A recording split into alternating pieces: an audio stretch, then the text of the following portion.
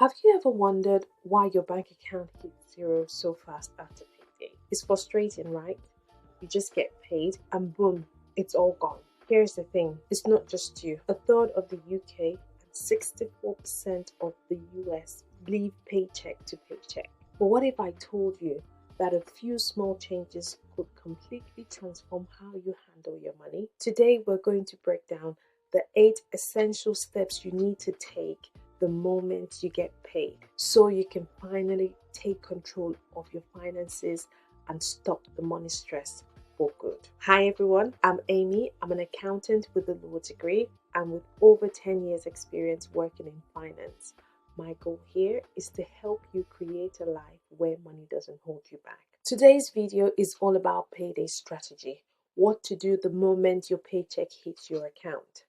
We're going to cover 8 practical steps that anyone can follow, and by the end of this video, you'd have a clear plan to where your money should be going and how to prepare yourself for emergencies and how to break free from the stress of living from paycheck to paycheck.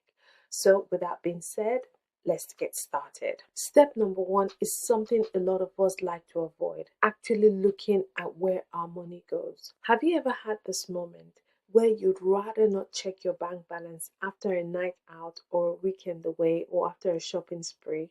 Yeah, same. This is called the ostrich effect. We would rather bury our heads in sand than face the uncomfortable truth. You know what?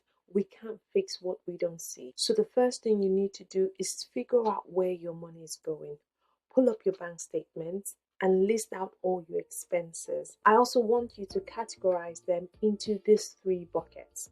Bucket number 1, essentials. This is where your rent, utility, transport, grocery fall into. Bucket number 2 is your wants. This is where eating out, shopping, Netflix subscriptions fall into. Bucket number 3, savings and debt. Money going into this bucket is for your savings and also paying off your debts like your credit card and loans. Once you've got the total, compare it to your net income. This gives you your financial GPS, a reference point to help you guide your money decisions. Step number 2, protect yourself. Now that you know where your money is going, let's talk about protection. And I'm not talking about insurance here. I'm talking about your just in case fund. Imagine this, your car breaks down, or your dishwasher breaks down, or your washing machine breaks down, and you need a £400 repair as soon as possible. Instead of putting that on a credit card and worrying about interest, you can cover it straight with this fund, this just in case fund, right? That is peace of mind. So I want you to start by saving up 1 month's worth of living expenses. Don't overthink it. This isn't your full emergency fund yet. It's just a small buffer for those moments. Now keep it somewhere you can access it easily and also earn a bit of interest, like a high yield savings account.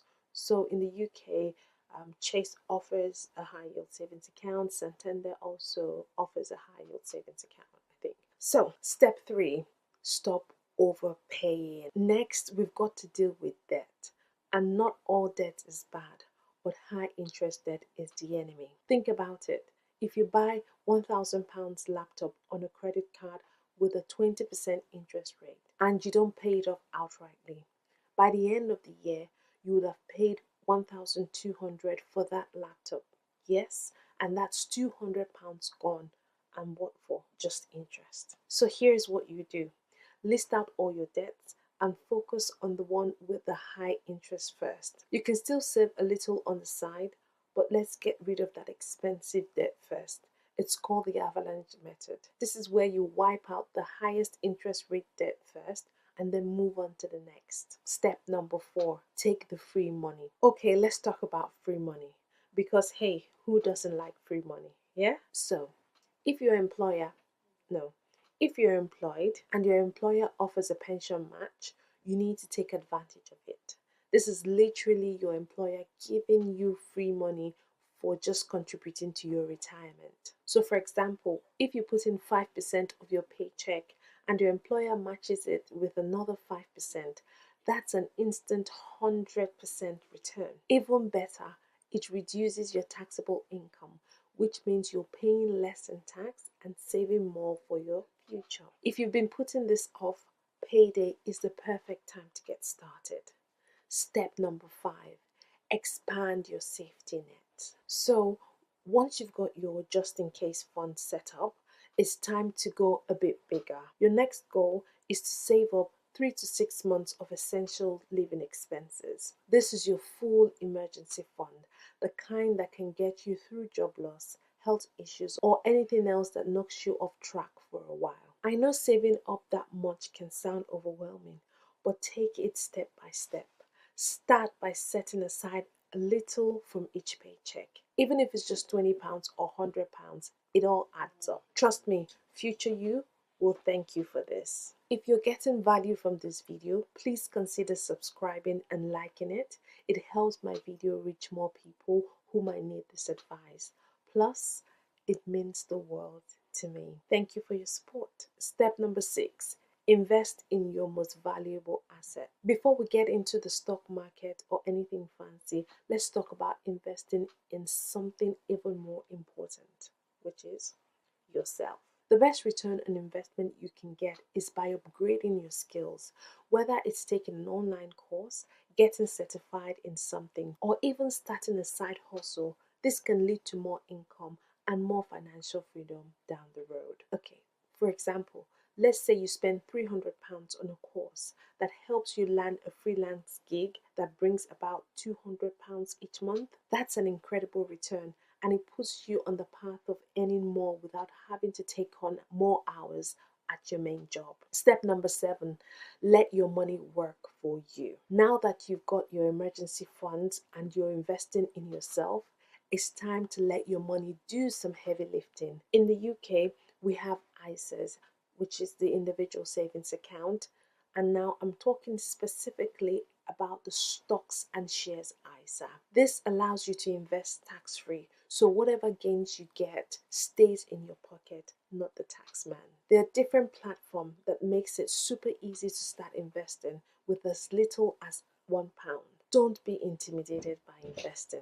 Start small, and the earlier you start, the more your money has to grow. Step number 8, pick your path to wealth.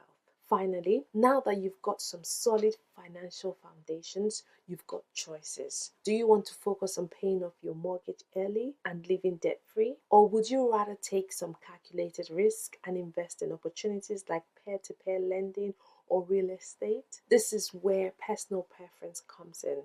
There's no one-size-fits-all solution here. Just think about what feels right to you, your lifestyle, and your future goals. Some people love the security of being mortgage free, while others might want to choose a higher return by investing. It's all about your path to wealth. And that's it. The 8 steps you should take every payday to get on top of your money. Now tell me, which step are you going to start with? Let me know in the comments as usual. And if you found this video helpful or useful, don't forget to like and subscribe for more. Thank you so much for watching, and I'll see you in the next video. Bye.